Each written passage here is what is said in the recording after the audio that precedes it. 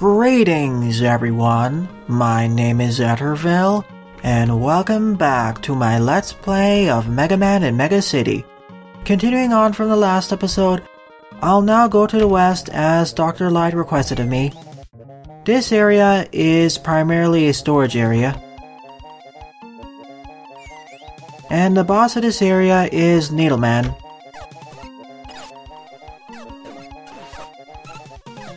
This MIDI remix isn't good at all. It's quite subpar. Then again, I never really liked Needleman's original team anyway.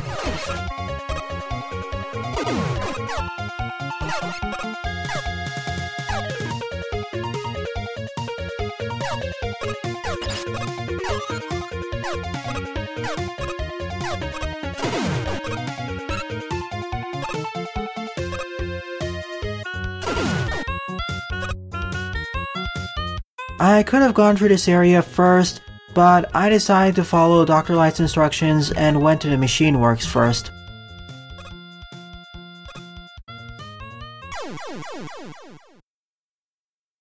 Welp, for some reason my jumping didn't work. Considering how every room's entrance acts like a checkpoint, that's a minor loss.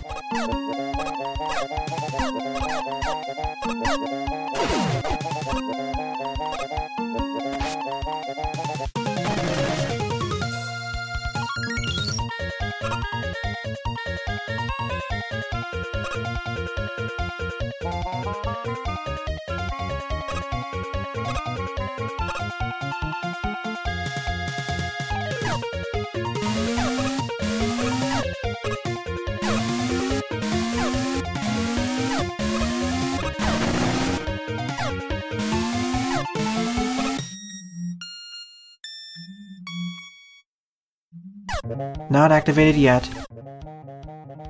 Wait a minute, I didn't check out the lower left area yet. So let me go down there first. Welp, didn't expect spikes there.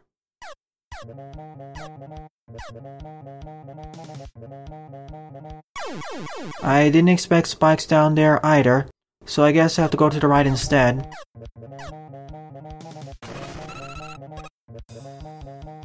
Good thing this is a solid platform. There must be a way to access that E-tank. Maybe there's a hidden pathway? Maybe I can climb up the sides of the walls, using something like the wheel cutter?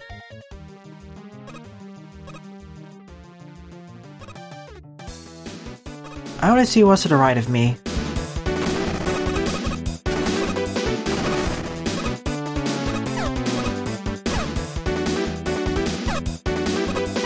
I think I know what's to the right of me, but I want to double check.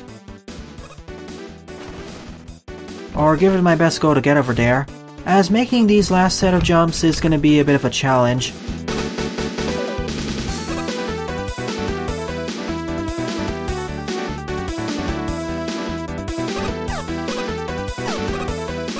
It's much easier to go through this area starting from the right.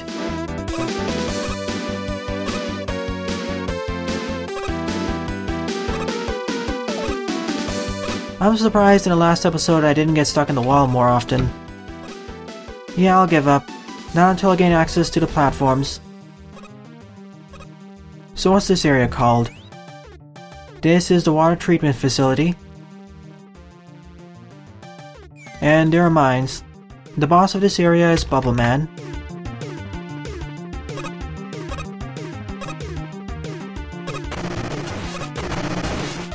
Oh goody, we even have the frogs.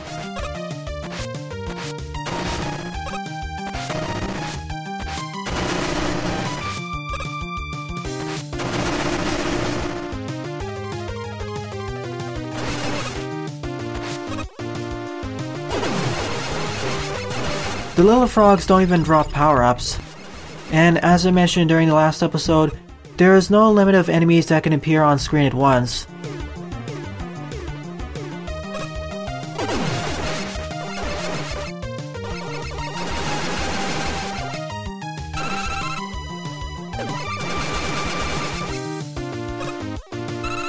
At least I can actually hit the shelled enemies when their shells are removed.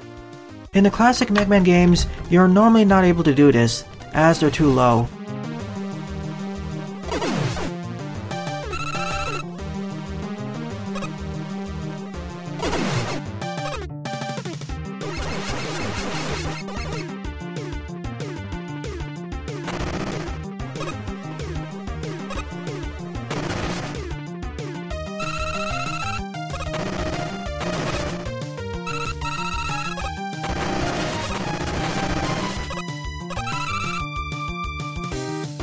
I'll return back for that ERL tank in the future. I don't want to risk it. That I'll be using just to be safe, especially with those croakers.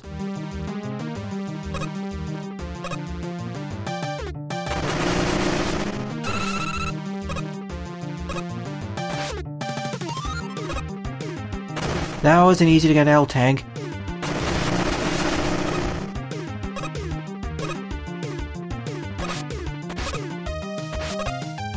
At least the small croakers deal only 1 point of damage per hit.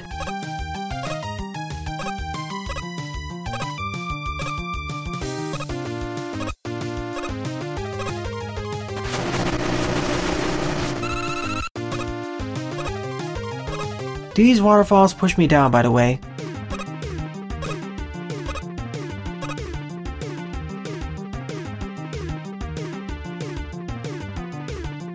Two choices. Let's see what's to the right first. It's probably the harder choice, knowing my luck.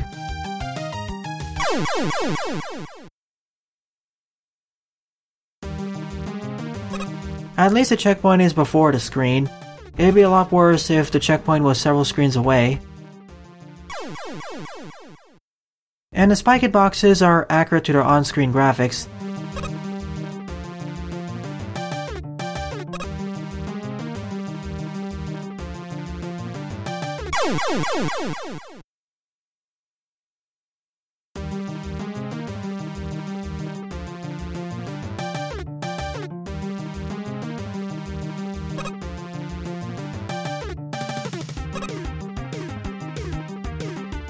I'll have to return for that E-tank.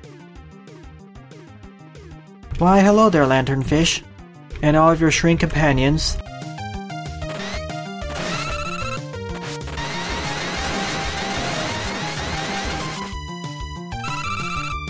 Seems like it still inherited its weakness to the metal blade.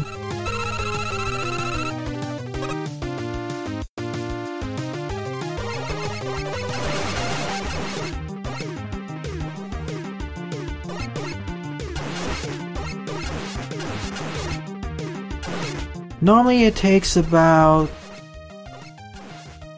3 shots to destroy the shrinks, but I can one-shot them by using the metal blade.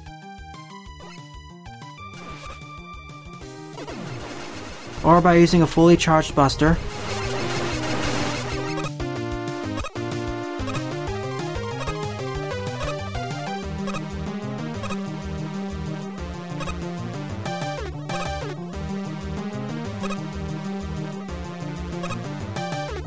That's strange, no enemies here.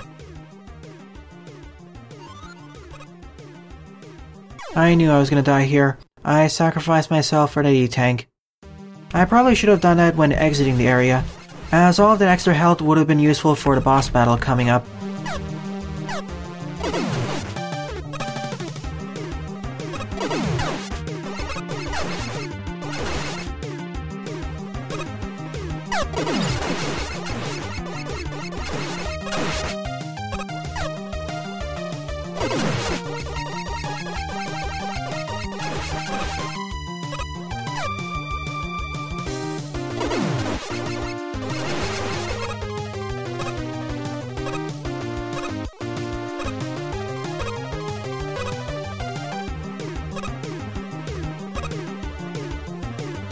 All these water sections in the game so far aren't that bad. Outside of the one spike drop segment, nothing was too challenging. Here we are, Bubble Man. That was deliberate, by the way.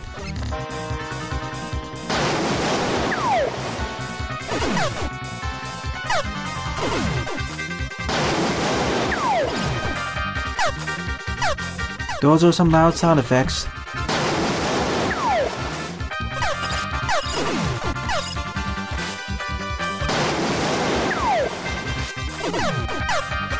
It also seems that Bubble Man is only vulnerable when jumping and falling.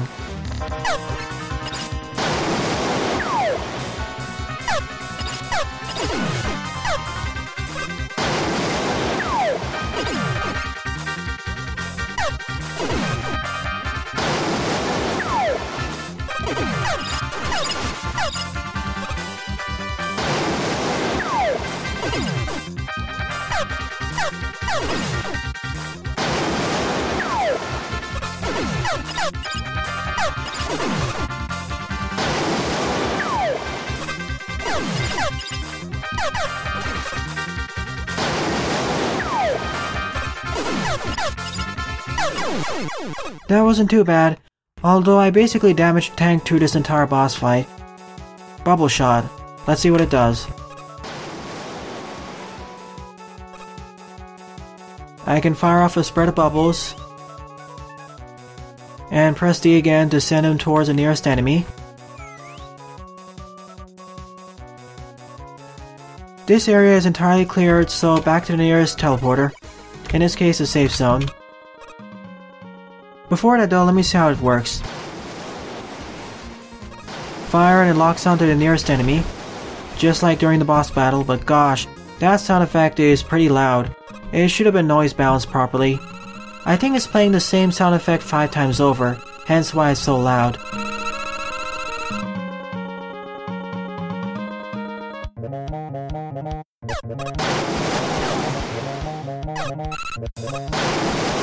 But it is fun to use. I wonder if this weapon is strong against the fire-based Roadmasters. Perhaps it is.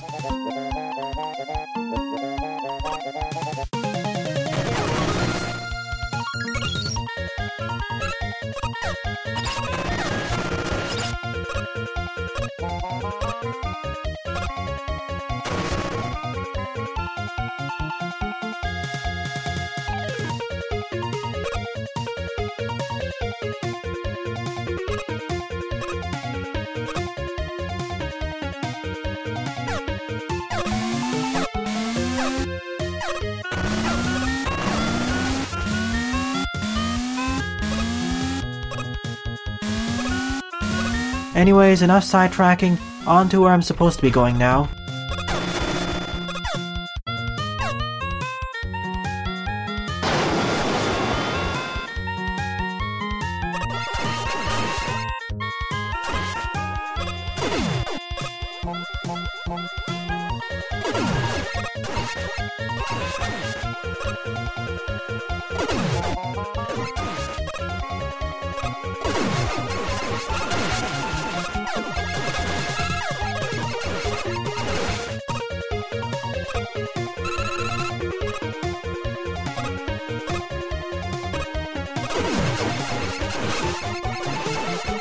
Some strange interactions with the collision detection and sliding there.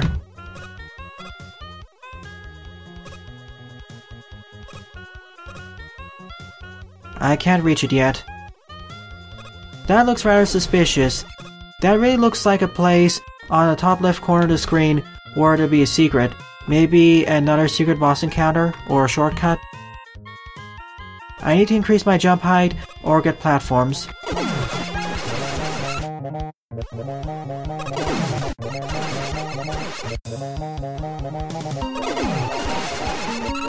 That's neat, I can one-shot the Needleman needles.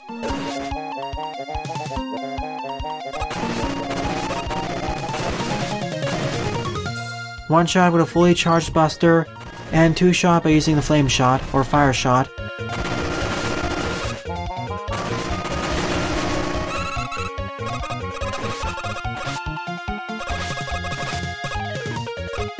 And here's our boss, Needleman. His weakness is the fire shot.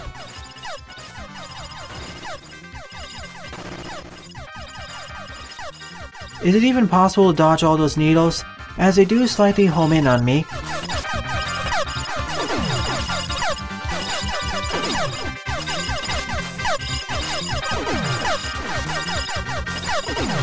They only deal 1 point of damage per shot, so if you use charge shots, you can easily outpace his damage. So the weapon we acquire is the needle shot. or rather the needle gun. There seems to be some inconsistencies with the official name of weaponry and what role calls them.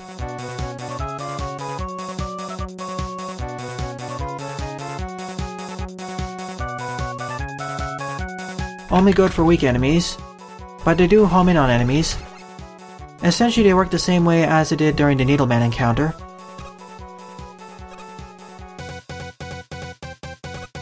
Where are we now? Outdoor Conservatory.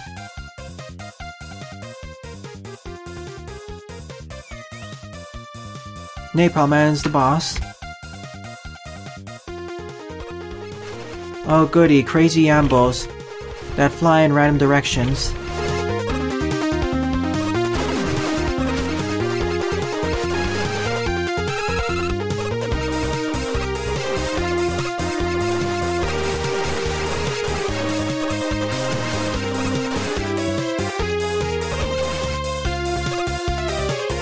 I think I dealt with most of them. This is the point in the game where you're forced to use the lifting gyros, as otherwise you cannot build a staircase by using all these blocks.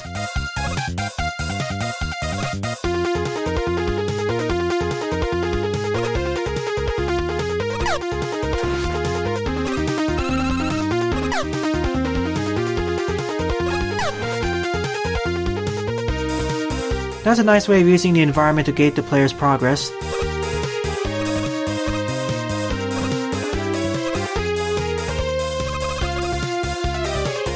I'm gonna take another one of these blocks just to be safe.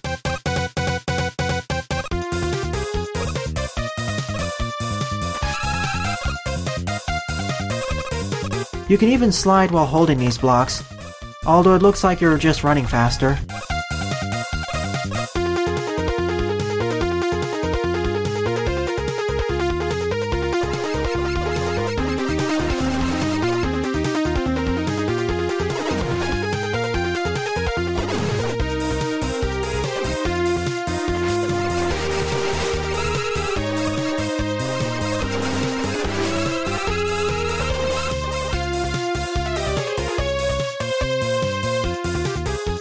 I just wish I could have a different special weapon equipped while having this equipped, so I'm not completely defenseless.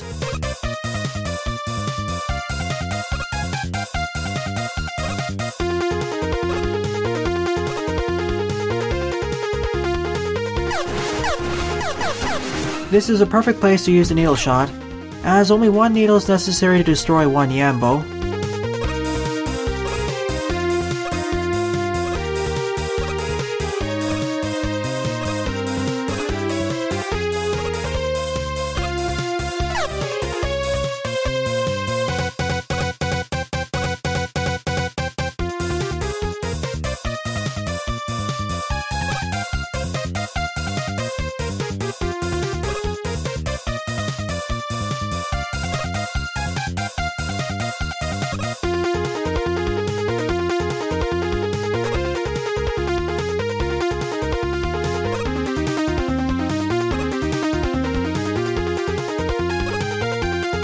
Not quite.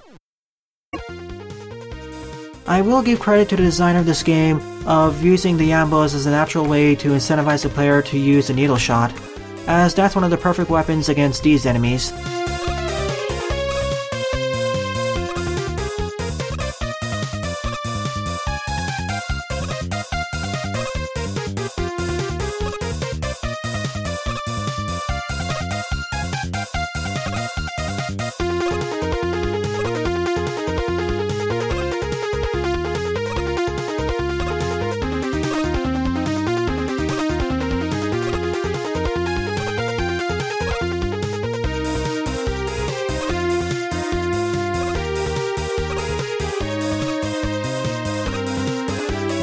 Oh, that wasn't too bad, actually.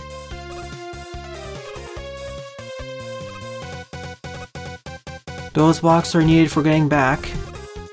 Now you have more of them.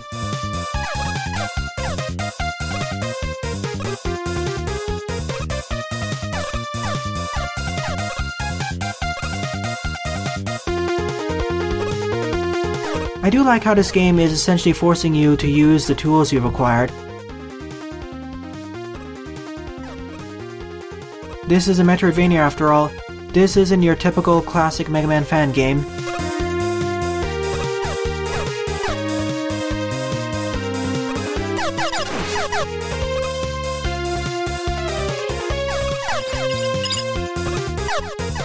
I gotta say, the Sniper Joes in this game are rather fragile, especially in comparison with many other enemies.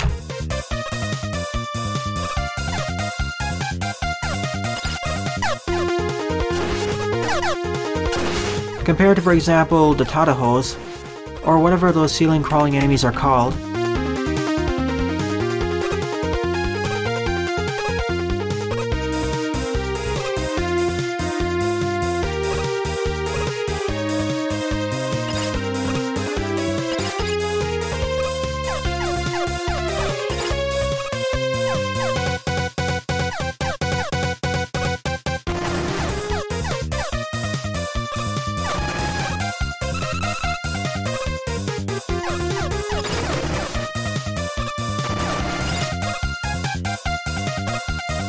There is a teleporter unlocking station, just before the boss battle in fact.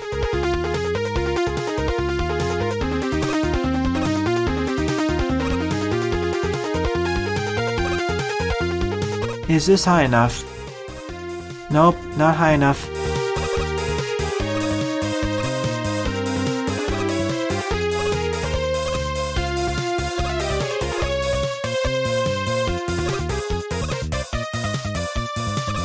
Now it should be high enough. Before I face off against Napalm Man, let me fully heal up.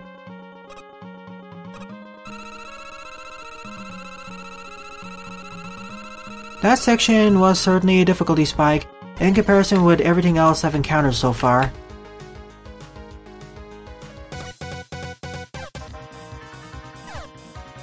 What could your weakness be? Could it be fire? It looks to be fire. But I'll give him a fair shot and just use the Mega Buster.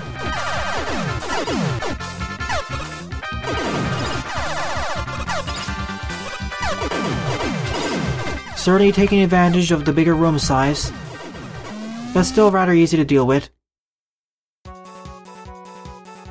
An energy upgrade. Now I have 56 points of energy, so double the energy capacity, so super handy.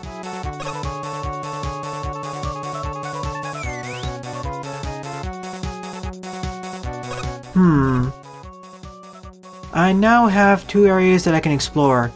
The air processor above, as well as the power reactor below me. Not the power reactor, but...